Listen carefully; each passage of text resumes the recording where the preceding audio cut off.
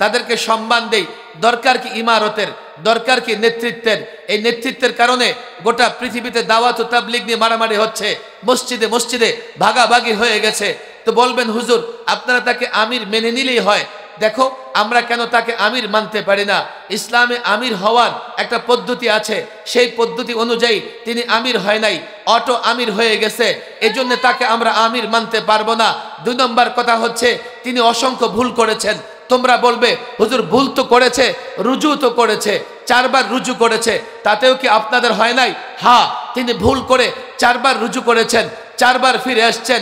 তবে হ্যাঁ, 4 বার রুজু করে আবার 12 বার ভুল করেছেন। আমি এচাচি ভাইদের হাতে পায়ে ধরে বলি, দেখো ওলামাদের বিরোধিতা করো না। 2 এই যুবকদের বলে যাই, এ যুবক তুমি কোরআন জানো না, হাদিস জানো না, তুমি যদি আলেমের বিরোধিতায় লিপ্ত হও তুমি কিন্তু তোমার ঈমান হেফাজত করতে পারবে না। ঝগড়া ব্যক্তি হলে মীমাংসা করা লাগবে, ঝগড়া যদি দাওয়াত ও তাবলীগ নিয়ে হয় মীমাংসা হওয়া লাগবে, ঝগড়া যদি শাসক গোষ্ঠীর সঙ্গে হয় তারও মীমাংসা হওয়া চাই।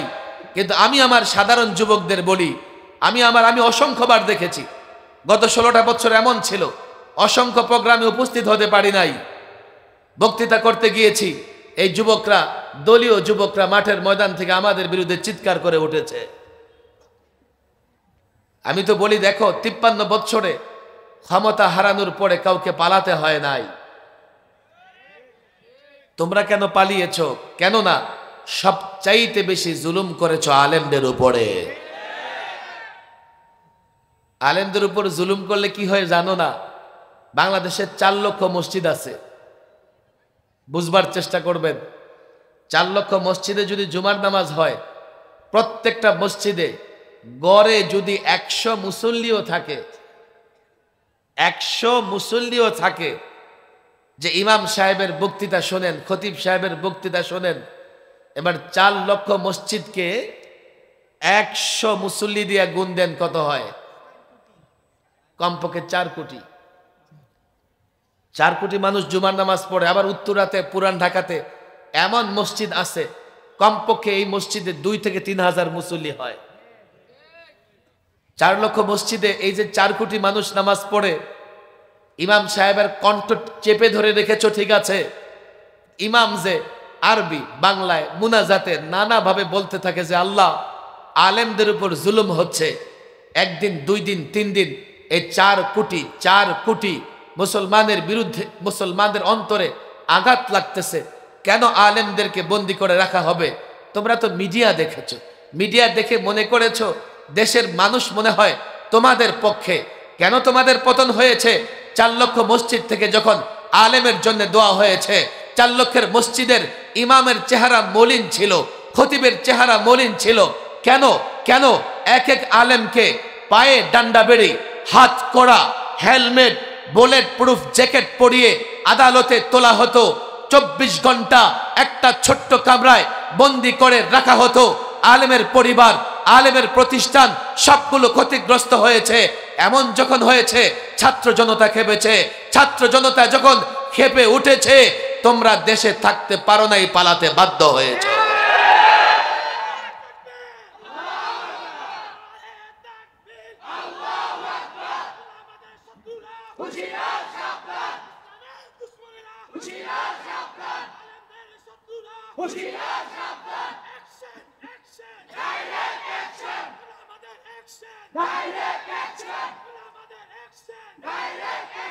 দেখো আমরা প্রতিশোধে বিশ্বাসী নই, আমরা বিদ্বেষী হিংসা পরায়ণ নই। তোমরা তোমাদের পরিণতি ভোগ করবা যেমনটা ফেরাউন করেছে। আল্লাহ ফেরাউনকেও ছাড়ে না, এই যুগের ফেরাউনকেও ছাড়বে না। ভবিষ্যতেও যদি কেউ পশ্চিমাদের খুশি করবার জন্যে আলেম টুপি দাড়িওয়ালাদের উপর অত্যাচার করে তাকেও আল্লাহ ছাড়বে না। এই যুবকদের বলি দেখো একটু খেয়াল করে শোনো, ঝগড়া হলে ফায়সালার জন্য আল্লাহ আল্লাহর রসুলের দিকে ফিরে যেতে হবে। এই আয়াতের তর্জমা শুনলে বুঝতে পারবেন এখানে আল্লাহ একটু কঠোরতা অবলম্বন করেছে যে যাও ঝগড়া হলে যাও আমার কাছে, আল্লাহর কাছে, আল্লাহর রসুলের কাছে যাও। কিন্তু তুমি কখন যাবে? ইন কুনতুম তুমিনুনা বিল্লাহি ওয়াল ইয়াউমিল আখির, তুমি তখনই ফয়সালার জন্য আল্লাহ আল্লাহর রসুলের কাছে যেতে পারবে যদি তুমি আল্লাহতে বিশ্বাসী হও, পরকালে বিশ্বাসী হও। এই শর্ত আমি দেই নাই, এক কন্ডিশন আল্লাহ দিয়ে দিয়েছেন। কেন? এই সমাজে অনেক মানুষ থাকবে যারা নিজেকে মুসলিম পরিচয় দিবে, কিন্তু ফয়সালার জন্য আল্লাহ আল্লাহ রসুলের কাছে যাবে না। তাহলে এই আয়াত দ্বারা বোঝা যাবে যারা যেতে পারবে না, মুখে যতই নিজেকে মুসলিম দাবি করুক না কেন, ওরা সত্যিকার অর্থে মুসলিম নয়, মুনাফিক। আমি আলেমদের বলি, এখানে অনেক শিক্ষিত ভাইয়েরা আছেন আমার, সূরাতুন নিসার 59 নম্বর আয়াতটা আপনারা কষ্ট করে গিয়ে এটার অনুবাদটা পড়ে নেবেন, এর ব্যাখ্যাও করতে হবে, অনুবাদটা পড়ে নেবেন। এখন যুবকদের প্রশ্ন হবে, হুজুর ফয়সালার জন্য যদি আল্লাহ আল্লাহ রসুলের কাছে যাই আমাদের ফায়দা কি হবে? আল্লাহ তাবারক ওয়া তাআলা এটা জানতেন। দেখো কি মাওলানা আসতেছে, হ্যাঁ স্টেজে নিয়ে আসেন, আওয়াজ করব না আমরা।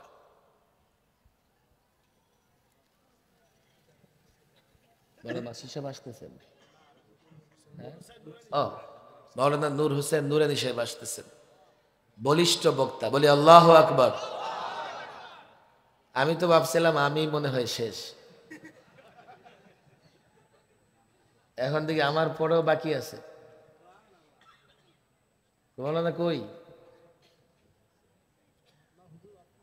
আচ্ছা, মাশাআল্লাহ মাশাআল্লাহ। মাওলানারে বসেন আপনারা। আমি আমার একেবারে সমাপ্তির কাছাকাছি চলে গেছে।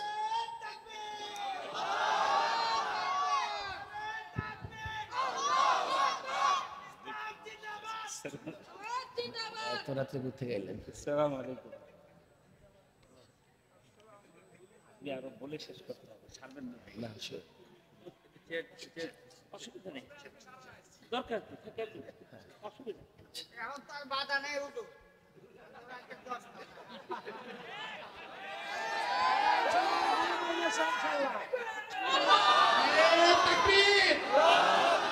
ইসলামের শত্রুরা, আলেমদের শত্রুরা, বসেন। না না না, এই এলাকার মানুষ আর যাই হোক শৌখিন, তো ওদের বিরক্ত করে গেলে উল্টা কাজ করবে। যতটুকু ইসলাম মানে অতটুকু ছেড়ে দিব। বুঝে মৌলবীদের টর্চারে যতটুকু ইসলাম মানতাম আজ থেকে ছেড়ে দিলাম।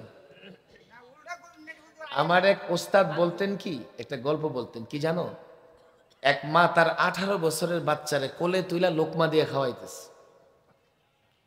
কারণ আশেপাশের লোকেরা বলে কি, আরে দেখো এত বড় বাচ্চারে কোলে তুইলা লোকমা দিয়ে খাওয়াও। খারে বাচ্চা যে খায় এটাই তো বেশি, যদি না খাই তো করতামটা কি?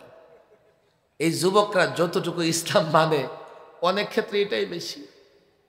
যদি ওরা রাগ করে এটাও ছেড়ে দেয়, তো এই তো আমার আগে মাওলানা বলতেছিলেন আমও গেল সালাও গেল। আম সালা যে কেমনে যায় আল্লাহই জানে। এটা মনে হয় কিন্তু গল্প আছে, তাই না?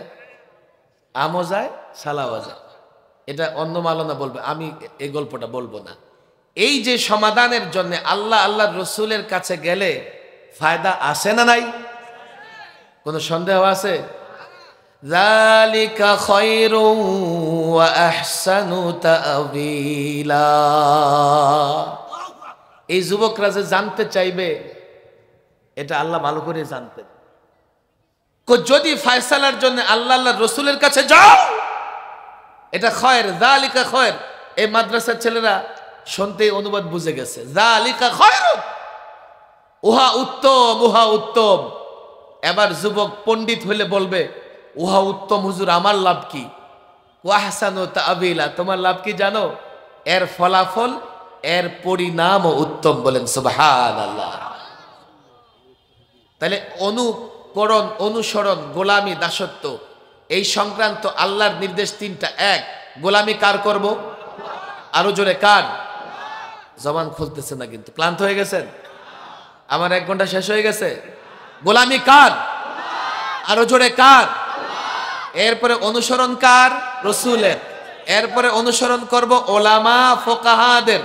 হযরত আব্দুল্লাহ ইবনে আব্বাস সহ অনেক মুফাসসিররা বলেছেন উলুল আমর মানে ওলামা ফোকাহা, তাদের অনুসরণ করতে হবে। আর যদি ঝগড়া জাতি হয়ে যায় যেতে হবে কিতাবুল্লাহ, আল্লাহর দিকে মানে আল্লাহর কিতাবের দিকে, রসুলের দিকে মানে সুন্নাহর দিকে। এই কথাগুলো আমরা মানতে রাজি আছি তো ইনশাআল্লাহ? পাক্কা ওয়াদা করেন, হাত তুলে ওয়াদা করেন। গোলামি করব কার? আরো জোরে কার? না গোলামি করব ভারতের? গোলামি কার? না চায়নার, আমেরিকার? গোলামি কার? আরো জোরে কার? অনুসরণ করব কার? না নায়কের, না গায়কের, না নাট্যকারের, না কোনো সেলিব্রিটি? অনুসরণ করব কার? রাসূলের। এরপরে অনুসরণ করব কার? ওলামাদের। বলেন ওলামাদের। ওলামারা যদি কোনো সত্যের পথে আহ্বান করে ওলামাদের অনুসরণ করব তো ইনশাআল্লাহ? ওলামাদের সঙ্গে থাকবো তো ইনশাআল্লাহ? হাত নামান। আবারও অনুরোধ করে বলি ভাই, আমি এক বক্তৃতা দেওয়ার পরে আমার মাওলানা সাআদ সাহেবের অনুসারীরা বড় জোরে আমার বিরুদ্ধে নানান বদনাম করতেছে, অথচ আমি তাদের বলেছি ভাইরে ঝগড়া করার দরকার কি? যদি মনে করো তোমরা আল্লাহ আর রসুলের ফায়সালা মানো তো কাকরাইলের মুরব্বী মাওলানা জুবায়ের সাহেব, তোমরা জুবায়ের সাহেবের নেতৃত্বে অনেকদিন কাজ করেছো, তা কাজ করো, জুবায়ের সাহেবের কথা মেনে নাও। কারণ যিনি সভাপতি হয়, যিনি মুরব্বী হয়, যিনি মোতাল্লি হয়, তার কথার গুরুত্ব আছে না নাই? না, জুবায়ের সাহেবকে ভালো লাগে না, আচ্ছা ঠিক আছে। তাহলে মানুষ দুনিয়াতে সাধারণত সংখ্যার বিচার একটা ফয়সালা করে থাকে।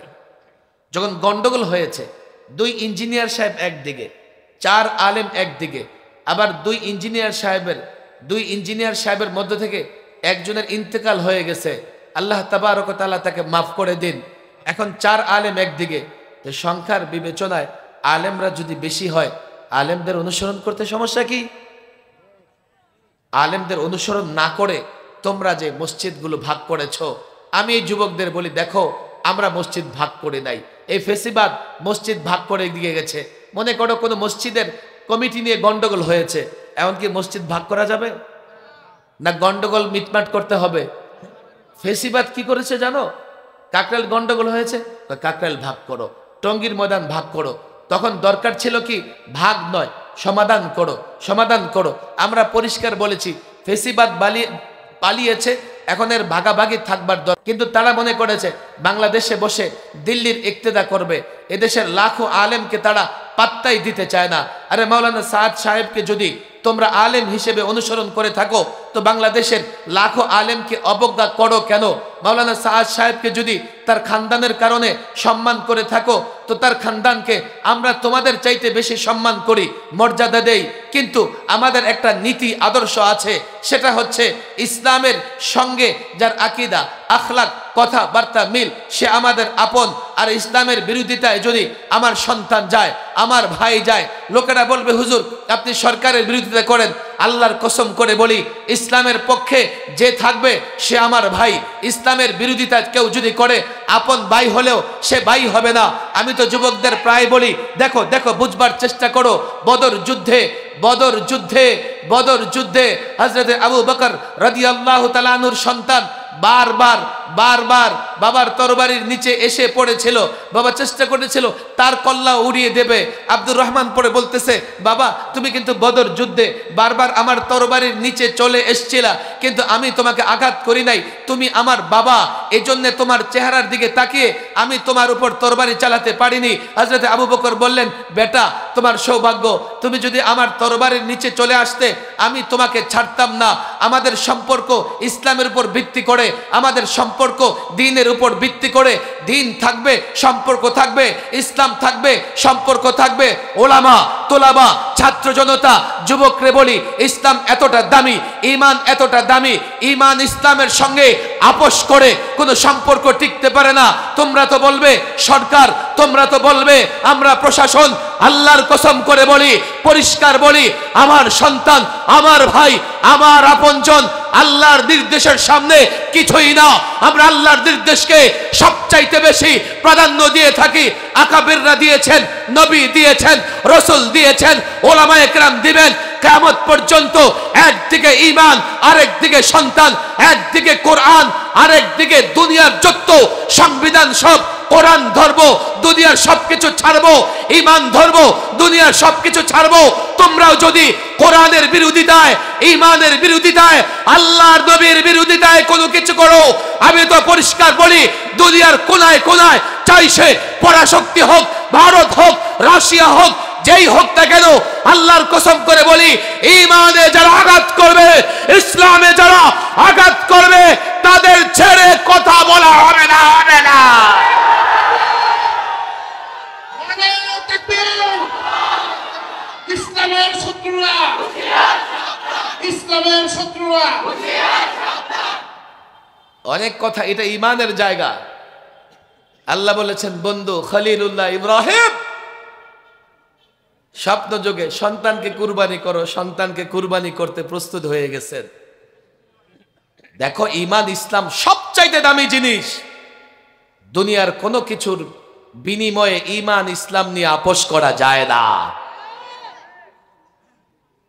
আমি আয়াতের উপরে যতটুকু ব্যাখ্যা করলে মোটামুটি একটা সবক, একটা তালিম হতে পারে, আমি ব্যাখ্যা করেছি। যুবকদের মোবারকবাদ জানাই, মাশাআল্লাহ, রাত কম হয়নি, এখনো যুবকরা দাঁড়িয়ে আছে। অনেক অনেক যুবক এখানে দাঁড়িয়ে আছে। মাওলানা নূর হুসাইন নুরানি সাহেব এসছেন, উনিও খুব সুন্দর আলোচনা করবেন ইনশাল্লাহ, দোয়া করবে। এরপরে আমরা বিদায় নিব। আমা তৌফিকি ইল্লা বিল্লাহ।